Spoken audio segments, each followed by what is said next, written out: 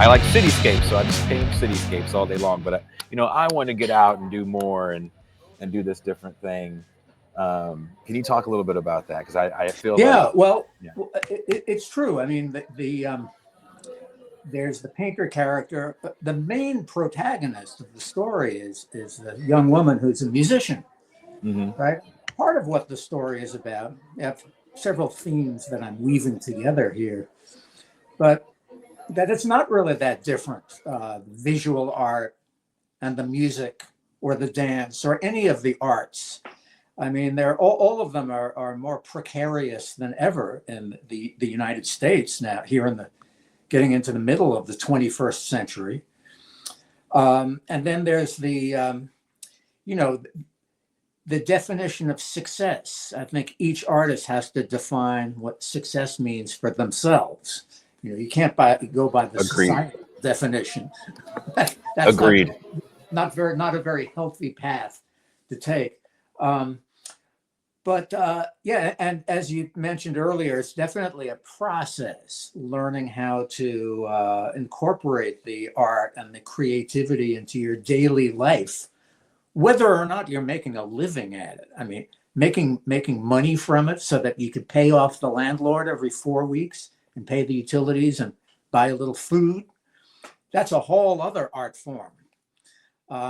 What about just being able to get the melody that's playing in your head through your fingers, through the instrument, so that you could share it when other people can hear it?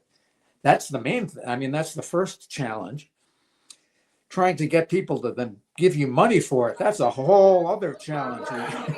Which is, We get into. I want to put I do want to hit the singer up because, of course, as like I told you, someone that did music for a gajillion years, I do have to talk about the singer. But um, what really struck a chord with me in reading about the artist, to the point where I'm having, like, as I'm reading the graphic novel, I'm having these moments, Hmm. which, um, is Good recognition, huh?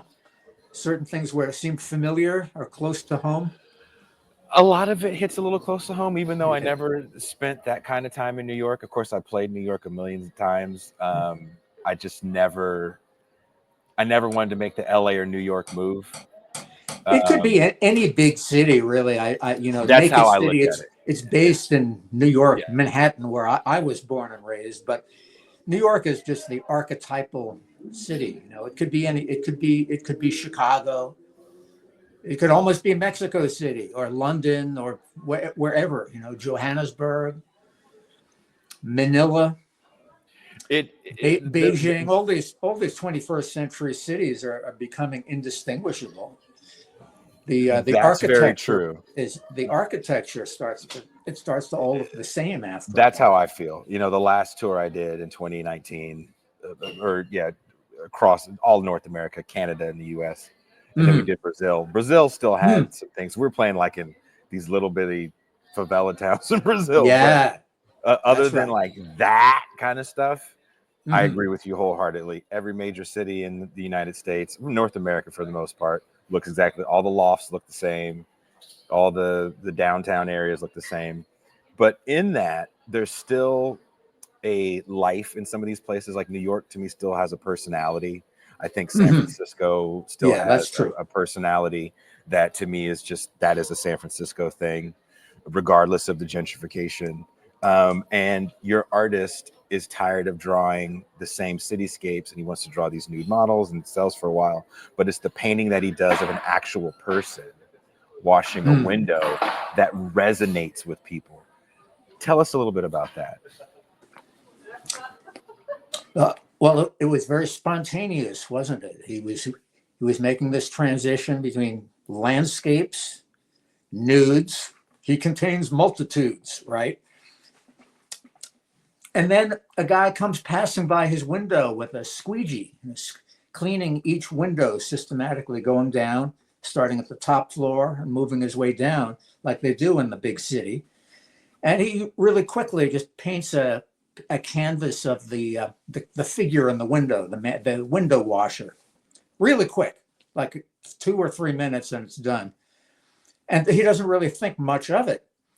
And then the next day, when he visits the gallery, his dealer, he's showing his dealer all of his latest paintings, all the paintings of the nude model who he's hired, and he's really pleased with.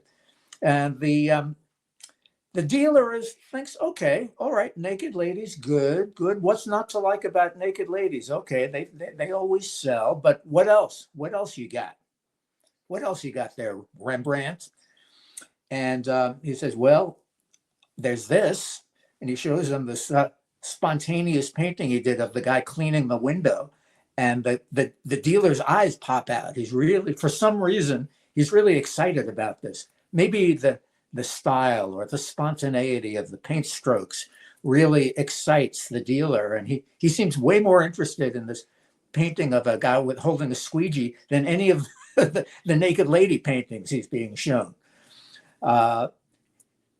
In chapter 3, we learn that, hey, no one's interested in naked lady paintings anymore because everyone's too busy watching pornography anyway. The public is more interested in kind of the latest thing, the latest fad. And the gallery owner is trying to find what's the next big thing that the public is going to go for to make their fall fashion statement or what have you. And shockingly, it ends up being this man with a squeegee, a guy cleaning a window, sells immediately. The painting sells like before the paint is even dry on the canvas. He sells that one first before any of the nude paintings sell. The gallery sells the window washer, and then of course he wants more paintings of the window washer. And the painter can't understand why the public is so excited about a picture of a guy holding a squeegee washing a window. And the gallery owner says, who cares? Who cares why they like it? But you've struck a chord with the public. They're clamoring for more. Just make more. Don't ask why. Just paint more paintings of the squeegee man, and I'll make you famous. Which is funny because that becomes kind of a theme between the gallery owner or director and the painter, which is give me more of this thing and I'll make you famous, which I found funny because as a musician that was getting older, you don't want to believe that music is a young person's game, because I don't think it's exactly a young person's game, especially now in the era of atomization. There's a market for everything. Somebody somewhere is like, yeah, do you got any middle-aged guys that make experimental loud screamy shit? Because I definitely want to hear it. You know what I mean? So yes, I hear exactly what I'm in a similar boat that you're in, Jason. But it's true that at least the way that music and all the arts are marketed, yeah, especially in the U.S., but all over the world, it's really aimed at that demographic, the youth market. Part of it is it's totally artificial, right? It's the next thing. It's the new kid on the block. Literally, it's this teenage kid or a teenage girl's body that the corporations are selling you, but it's something new and fresh. Seems to be in the way that they market anything. Cars, get rid of your old car. It works perfectly well, but it's time to get the new Tesla or the new, whatever the new pair of Nikes or Converse. And it's very much it is kind of a young person's game. That is the marketing, the marketing and the promo aspect of it. And I don't know if it's really still a young person's game when young people right now, the numbers are coming out, they're not economically viable to really market the way you could market at them post World War II, through the 80s and 90s. Yeah, and that's a good point. I think that's a big reason why you're seeing, kind of like if you think about the 80s and the late 70s, music wise, Granted, there's always new young people coming out doing new stuff, right? That's when you get punk and all the new wave and all that stuff comes with hip hop. This all comes about in the 70s and early 80s, but it doesn't sell. People forget that rap, there's only a handful of actual records you could buy, and the distribution isn't nationwide like people think it is. Same thing Yeah, with a lot of that this other took quite a music. while. To quite right. And so the music that's popular that people are buying is, let's just call it adult contemporary, right? Mm. Air Supply, I think, is the number one band at the end of the decade of the 70s. So it's this kind of music that we're going to pejoratively call yacht rock. I'm not going to lie and say I'm not a fan of Steely Dan. I spent way too long last night on the stream talking about how much I love Asia and the musicianship with those bands. That being said, there's no youth movement in that music, yet that music was extremely popular. And it is funny when you see some of those artists that kind of aged out in the kind of by the mid 80s, and they weren't even, some of them weren't even that old, but it was like, now we have this youth thing that's coming and you guys are gone past, but keep sending me this music and I'll make you a star again, kid. And that's kind of how I felt about the artist, that, you know, even the way you drew him, he does seem a bit older than the other characters. And like you said, doesn't realize that he's not going to have the Renaissance moment that the young starlet, the young singer ends up having, because she is the young singer. She is the young hot thing. Her body is the commodity that they can then sell. That's right. I found that That's right. that The hit youth close to culture, home. or even just the blue jeans that she's wearing. Maybe that's the Yeah. real thing that they're selling. You know, that Oof. the Gap jeans, all of that youth culture demographic.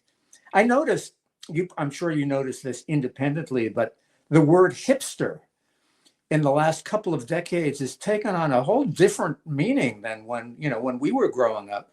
When we were kids, hipster meant something almost the opposite of what it means now. I think today it kind of refers to a marketing demographic of young Yes. white, urban people who have a little money in their pocket, who are going to buy what, blue jeans or some commodity like that. But when I was younger, hipster, it was a very specific terminology, and it referred to people who were hip to something, like in the know, aware people, artists, bohemians. It was mainly a black thing, of course, black jazz musicians, hipsters, but also white bohemians, abstract Yeah. painters in the 50s, the early Dylan. I mean, these are all hipsters, and they were acting hip. They were more aware than all of the square culture.